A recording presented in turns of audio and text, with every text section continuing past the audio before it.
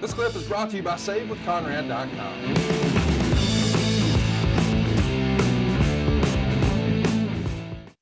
Yeah. Hey, let's jump in. Let's do a few questions, then we'll wrap this one up. We're getting ready for next week. By the way, next week we're doing a watch along from where Vince brings back. This is an interesting concept, by the way. July 15th, 2002, the unthinkable happens. Eric Bischoff debuts and Vince kills the NWO. It's an interesting little time capsule from 19 years ago. We're going to go back and take another look at next week. Job Soul Bro wanted to know, why in God's name did the horrific tag match go on last? It wasn't a good match or a good payoff. It was awful.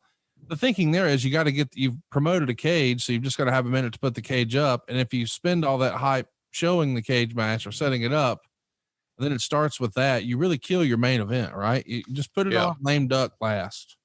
Yeah. Yeah. And well, they thought, Missy being in it would be a different deal, different twist. The idea there is to send them home happy. Yes. And you got that by beating both Heyman and Arn. So that was the theory. So there's no logical explanation for it, but it just followed suit with this whole ill-advised pay-per-view. And so it doesn't make sense, but it's what the decision makers felt like needed to be done. I was not a fan of this decision, but if it had worked out great, then cool, but it didn't. And it wasn't going to. They had very little confidence in Lex and Barry, apparently, with Harley and Mr. Hughes involved. It just was a fait accompli to go with Missy and Rick Steiner and all that stuff. And we knew the rules. They had very stringent rules in Maryland. The blood, the intergender stuff.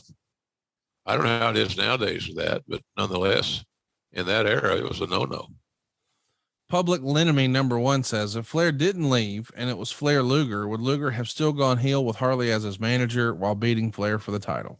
Well, that's hard to say, but it could have happened. It would have made it more effective if Rick and Lex had a quasi-rough babyface match, and then Harley and Mr. Hughes and Luger formed this unholy alliance to screw Nate out of the title.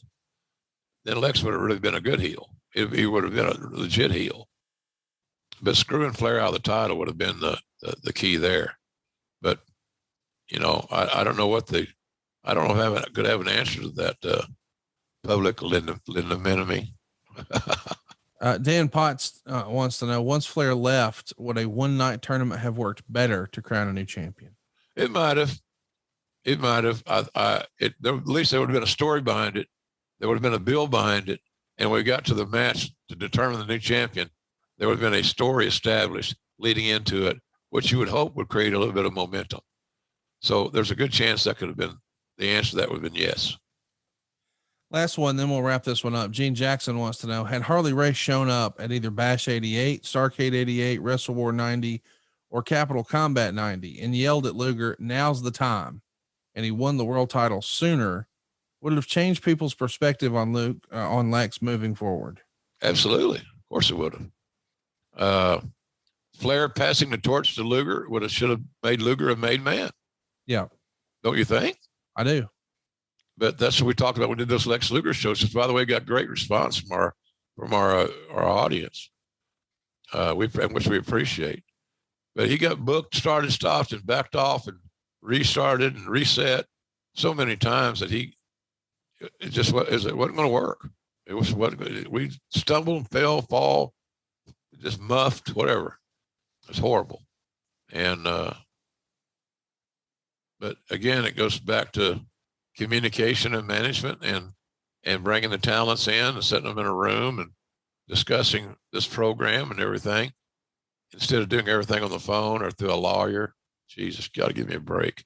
You bring the two guys going to work into the office and you sit down, you have a meeting, you carve out an agenda. Okay, here's what we'd like to do. But we want to exchange ideas. You tell us what you like, what you don't like, and why. And let us see if we can fix everything. It's all creative. This stuff we write is fiction. So we can create fiction in any form that we choose, but we need your help to do it correctly. That was never done. Well, here's something that's not fiction. JR'sBBQ.com is your hookup.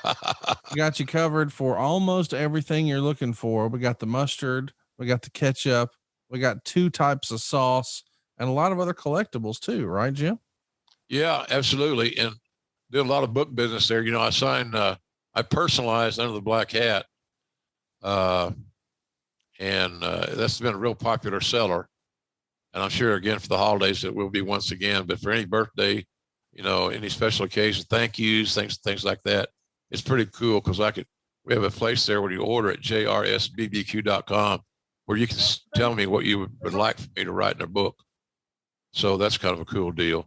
Hey, it's Conrad Thompson. Thanks for checking out the podcast here on YouTube.